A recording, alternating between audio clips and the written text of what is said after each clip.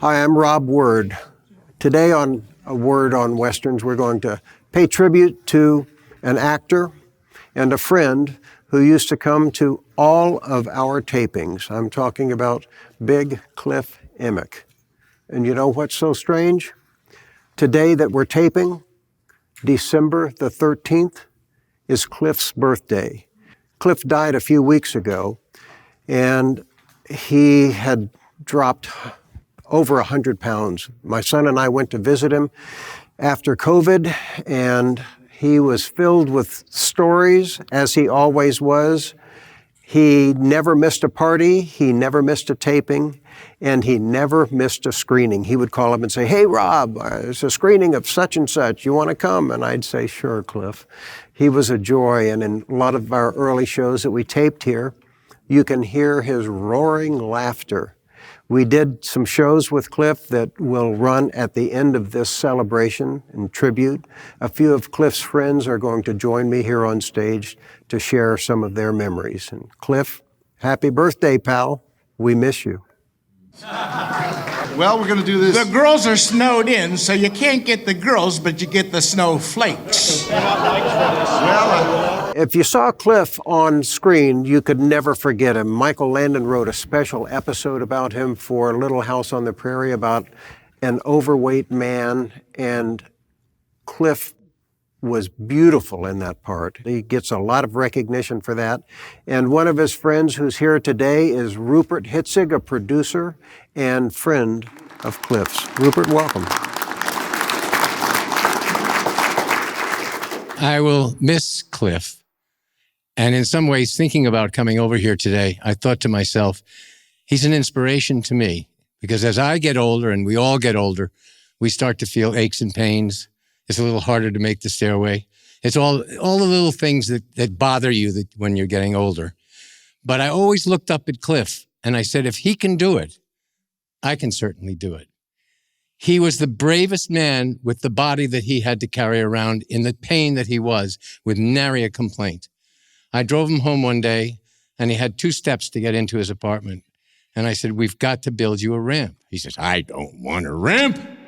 And that voice was just incredible for me. I met him first through Rob at those cowboy lunches. And once in a while, I'd say a few words at the cowboy lunch. But if I didn't get the attention of everybody, I'd sit next to Cliff and I'd say, Cliff, please clear the room. Quiet him down. I'd quiet him down. And I would hear, Quiet! But Cliff, I still hear your voice, even though you're gone. And I still remember how you are a hero to me in the way that you treated your own inadequacies, got to the parties, got up and got dressed, went there, got yourself home. Boy, I'll miss you a lot, but I'll always think of you. Thank you. Thank you. Steve Stevens was a dear friend of Cliff's. He had known him since they were actors together. Later, Steve became Cliff's agent. He was unable to be here today, and he sent these remarks. Cliff Emmich was a client and a loyal friend for over 50 years. He gave me my first horse, Spot. Hung out at his father's ranch in Sylmar, too. My friends now are dropping like flies. My wife, Rosemary, Tim Considine, and now Cliff. Not many are left. I'm sure Cliff will now ride with his heroes and no longer be in pain. I'll think about all the wonderful 50 years of memories, including getting kicked out of a Red District joint in Tonopah, Nevada in 1970. All good times, though. By the way, you might know, our Cliffy could ride with the best of them. Also, he was a real two-fisted guy watching your back when needed. Going to go grab a bottle now, take a walk in the pasture, and down a few to him. Rest in peace, dear friend. As the years progressed, he'd come to our tapings with his walker, but we'd save a spot for him in the front, and his roaring laughter would always fill the house. In fact, in the middle of interviews, sometimes somebody would shout out a question, which I hate, I don't like that. But because it throws off the momentum. But Cliff's voice would ring through, and hey, I could hear that one, so we would answer that question. One of the people who shouts out a lot of stuff in this auditorium is my friend Bruce Boxleitner, who was a friend of Cliff's as well. What do you remember about Cliff, Bruce? Cliff, I'm going to just say the first time I ever saw Cliff was in a wonderful film starring Rip Torn as this crazed, very interesting, fascinating sort of Hank Williams wannabe. Anyway, he was a country singer and it was called Payday. And Cliff played this big overweight guy that was his driver and drove him from one gig to another through the rural South and trying to get to Nashville. Wonderful little picture if you can ever find it. Rip Torn was marvelous. But this guy that Cliff played was so interesting. That's the first time I ever saw him. And then later on, doing the pilot film to How the West Was Won, the McKayans, we were out in Utah. And we're out in Kanab, Utah. And we have this scene where Zeb, James Arness, and my brother Josh and my character Luke come riding into town. We've been out on the wagon train for so long. We have not seen a town in so long. And we come in this little burg, and it's a rundown nothing of a town. And we walk into the bar. Josh can't go in because Zeb doesn't think he's old enough, and he allows Luke to come in with him. And who is the bartender but this guy I saw in Payday? And it was in the 70s. And I couldn't be more complimentary to, I think, when you see an actor and you've enjoyed their piece, I have no problem walking up and telling them all about it. And he was very flattered by that, because Rip Torn was like an amazing presence in that film.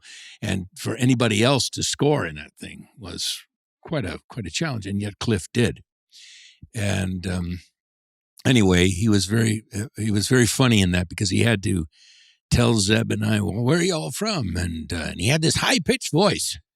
And then he launches into this, well, this is hell. There's no God west of the Mississippi and blah, blah, blah, blah, blah, and welcome, partners. And he was very impressive. But I just thought, I agree with you, Rupert. He was a brave man.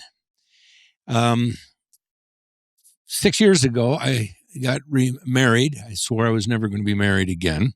And because of our going to the cowboy lunches down there at Sunset, Cliff always stayed in that circle. He would be the first to arrive. And he was always. The first one at our wedding party that we held after our wedding, because my wife and I had gone to Hawaii to get married and didn't have any kind of party. So you were all there, and it was out at the McRae Ranch, out in Joel McRae Ranch, out in Thousand Oaks, California. And who was the first one there? And no one knew him. The staff there didn't know him, and so they had all the tables. And there was this large man. And also you got to say about Cliff, he dressed the part.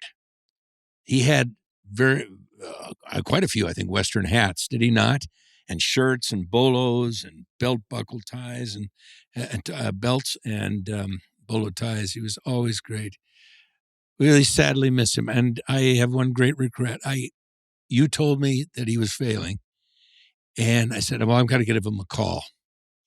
Life gets in the way and you forget. And then you called and told me. And that was my biggest regret. I should have called him. But I think maybe I did talk to him. I think you did too, because he mentioned that you called. And, if you talk to him on the phone. It wasn't when he was in those final No, throws. This was even before COVID. We thought, boy, it's amazing he's still even with us. Absolutely. But he made it through COVID, and he was still joyful, because when I would talk to him on the phone during COVID, and it was one of those where you can't get off the phone. He's got one story after another. You say goodbye like 10 times in 45 minutes, and you get off. But it's always a joy to talk to him. And so Robbie and I went to visit him shortly before he died, just before Thanksgiving. And he knew we were coming, and it took him 15 minutes to get to the door. We thought, something's wrong. Maybe he had to move very slowly. He had a lot to carry. Oh man, but what we stayed for 2 hours once we got in because one story rolled into another, and his he was always marvelous because he knew every one of your credits. yeah. And he'd talk to you about your performances and things like that. So sadly, he is missed. And, Yep. I hope his pain is over. That's for sure. It's most people's favorite vowel. It's the vowel I. That's good. I. Well, we got the bass here. We got the tenor here. I. Another person who was a friend of Cliff's is Sharon Evans. She and her husband do singing routines, and I remember they did it at Johnny Crawford's just before he passed at one of his birthdays, and it was a terrific time. So Sharon, thank you for coming. What do you have to say about Dear Cliff? First of all, I became aware of him on the episode that he did on Little House. And then when I met him, I promptly attached myself to him because I thought he was so wonderful in that role. Anyway, we became friends through Real Cowboys. And he was always at the parties, as you said. And the one thing about Cliff is that he loved to sing. He had a very fine tenor voice. And he was always singing the standards at Jan Damiano's parties. So he was a big Al Jolson fan. So when Rick and I did a tribute to Al Jolson, we had a staged, it was phony, we had an Al Jolson contest. So we picked Cliff to be one of our contestants. Tell me he got down on his knee. No. We wouldn't have been able to get him up, I don't think. But he had a wonderful time, and he loved his award because, we can't name another award after the Oscars. So we had the Oscar Levant Award. And Cliff had met Oscar Levant and known him and his wife. So it had an extra special meaning to him. But I just wanted to share it because he was very passionate about singing. He loved music. And that was very much a part of Cliff and who he was. Well, he was special. Thank you. Oh, you're welcome. Right now we have Greg Atkins, who was a friend of Cliff's, and you brought a poem? Well, I met Cliff through Western artist Al Shelton, and many of you have visited his shop on Ventura Boulevard, I'm sure, over the years. He was there 50 years. And Cliff loved his artwork, and Cliff was very inspired by one of Al's paintings called Blasted Bronx. And he wrote a poem. And every time he would not miss a birthday party over at Al's or place any either. party. Any party for that. And so he would always read this poem, and so I cherish it, and I'd like to read it for you, not like Cliff would, of course, but I'll do the best I can. It's called Mustang Buck. It's time to compete, to put to the test, to settle a score as to just who's the best.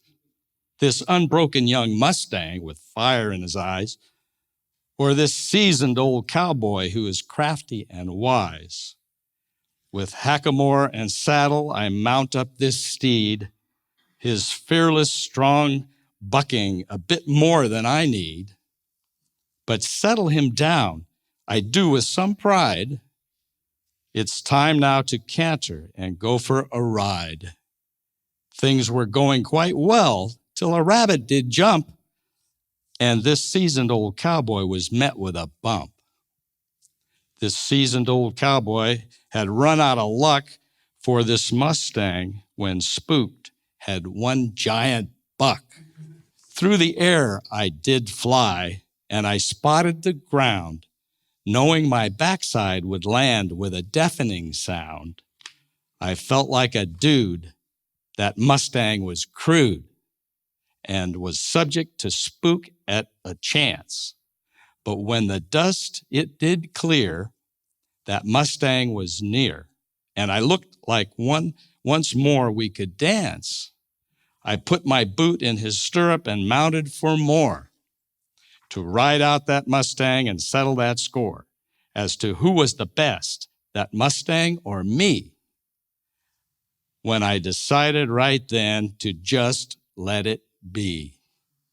For a horse with no spirit or a cowboy with no pride makes for time in the saddle one long, boring ride. Thank you, Cliff. Thank you, Cliff. Thank you, Greg.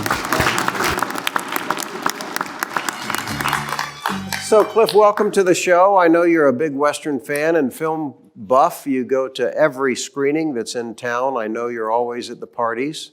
Well, I grew up with Westerns at the Hitching Post Theater on Hollywood Boulevard. Your dad was in the automobile business? That's right, yeah. And most of the people in Hollywood, he was in the early days of the exotic car market. He was kind of the pioneers here. And people like Gary Cooper and all the big directors and stars, they always showed up on the lot. They liked those fancy European automobiles. What was Coop driving? Coop had a Duesenberg. Mm-hmm. And Coop was, Dad told Clark Gable once, he said, "You're probably the best ladies man in Hollywood." And he said, "No, Coop's got me beat by a mile." And Coop had this Duesenberg, and he used to go out with the ladies, even though he was married. And he called my dad, and he'd say, "Cliff, I got that doozy out in front. I'm over at this girl's house. And if all these gossip columnists in town find out about that car, they'll know I'm upstairs. So I got the keys under the front seat. If you'll come and get it and drive it over to the lot, I'll come over and pick it up or send somebody to pick it up." And he sent his wife one time to pick up the car. And she said, "Mr. Emmich," she says, "you know, everybody thinks I'm a fool, but I know exactly what Coop is doing, but he always comes home to me." And so his mother came over once and said, "Mr. Emmich, we sure appreciate what you're doing for Gary." So that was the business. And he used to get us all the tickets to all the premieres. And he got us the tickets to the premiere of Shane. And I was just a little kid, and that was great over at the Chinese. At that time, they just had the smaller screens. Nothing like what they got today, but it was the start of the big screen. And when they started at the Chinese, they had it on the regular screen, and then it said Shane, and the screen went, and everyone in the audience went, "Ooh, ooh." Then they got into the gunfight with the stereophonic sound. It was the first time for that. And you're bam, bam, bam, bam, bam. Everybody's going, "Ooh, ooh." Oh, yeah. George Stevens was so particular about the sound of the gunshots. The different guns had different sounds, and boy, it just knocked people. The first time that you hear Alan Ladd shoot the gun and Brandon DeWelda is looking at it, it's like, whoa. We'd all be much better off if there wasn't a single gun left in this valley. A gun is as good or bad as the man using it. But that was a big experience from the old style movie screen and the sound that you had, and all of a sudden seeing that happen. And everyone in the audience, those are the days when everyone in the audience had tuxedos and gowns, and they had the Klieg lights out in front like they had in World War II with all the searchlights going through the air. And those are the great days, yeah. We're lucky to be able to have seen all that, because those days are different now. Right, they're done and gone. Thunderbolt and Lightfoot. Right, and that was a Michael Cimino film. Yep. That was the first film Michael Cimino did.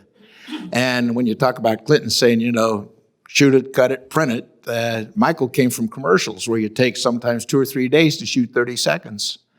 So that's when he started working his films.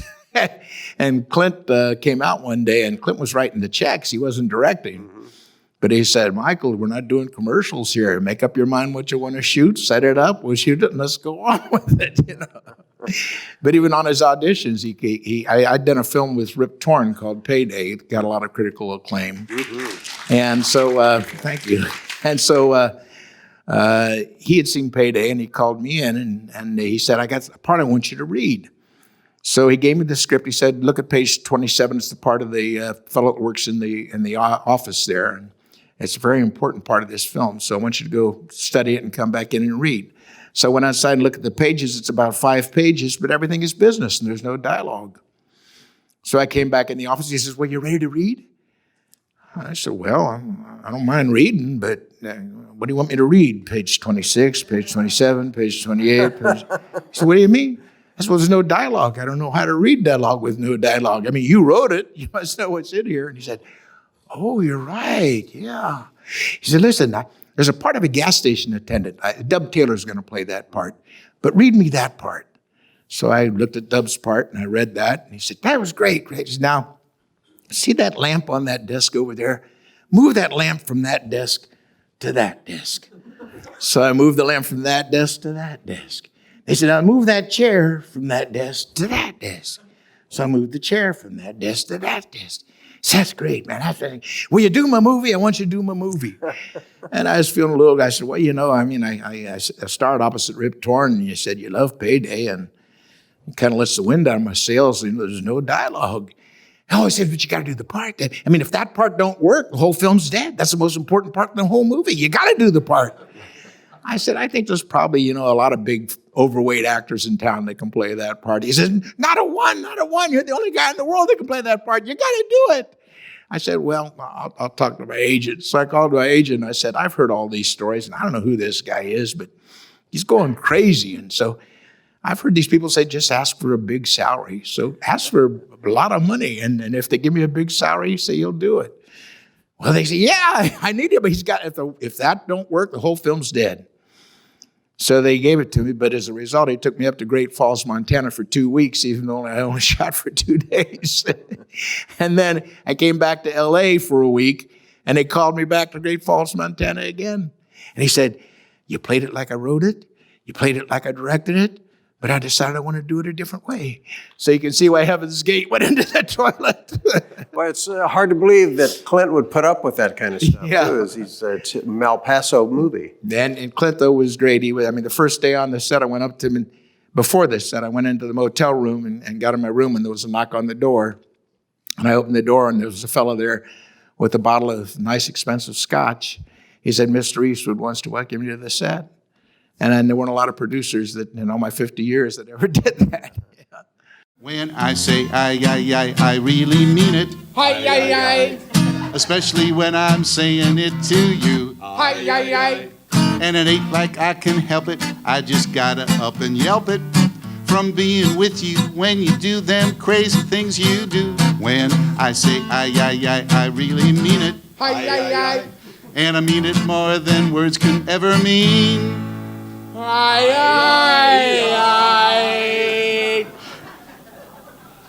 Not bad.